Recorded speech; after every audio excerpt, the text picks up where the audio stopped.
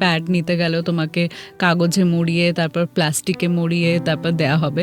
In fact আমি নিজে কিছুদিন আগে কিনতে গেছিলাম, তো আমি প্যাডের প্যাকেটটা নর্মালি রিসিভ করেছি কাউন্টার থেকে।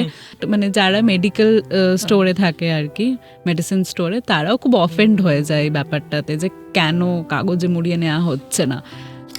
তখন একটা স্কুলের টিচার খুব, ওদের স্কুলে ভেন্ডিং মেশিন আছে স্টাফরুমের পাশে ওপেন, মানে there is no door or পর্দা। এবার সেটা নিয়ে উনি ভীষণ আপত্তি জানিয়েছিলেন যে এরকম করে কি করে ওপেনলি রাখা থাকতে পারে একটা মেশিন, মেয়েরা কিভাবে নেবে, মেয়েদের তো আজকাল কিছু এসেই যায় না, হাতে নিয়ে ঘুরে বেড়াচ্ছে পুরো স্কুল, ছেলেদের সামনে এরকম ওপেনলি কি করে হচ্ছে ব্যাপারটা।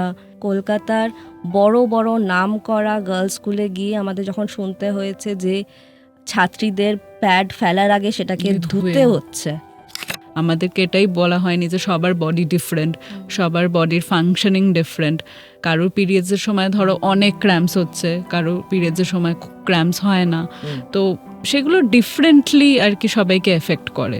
এটা ট্যাম্পন দুটোই যেহেতু ভাজাইনার মধ্যে ইনসার্ট করা হচ্ছে, ওরা ভাবছে স্ক্রিনটা ভেঙে যাচ্ছে আর তারপরে মেয়েটা আর ভার্জিন থাকছে না, তার ফলে পরে বিয়ে কে করবে ভার্জিন না হলে। মানে আমরা কোয়েড স্কুলেও সেম প্রোগ্রামই করতে চেয়েছিলাম, কারণ ছেলেদের মধ্যে এই অ্যাওয়ারনেসটা আরোই নেই যে পিরিয়ডস হয়, মেয়েদের পিরিয়ডস হয়, সেই সময় কি হয়, বা তারা যেই টিভিতে অ্যাড দেখে স্যানিটারি ন্যাপকিনের, তাদের মাথায় অনেক কিউরিওসিটি থাকে যে এটা কী।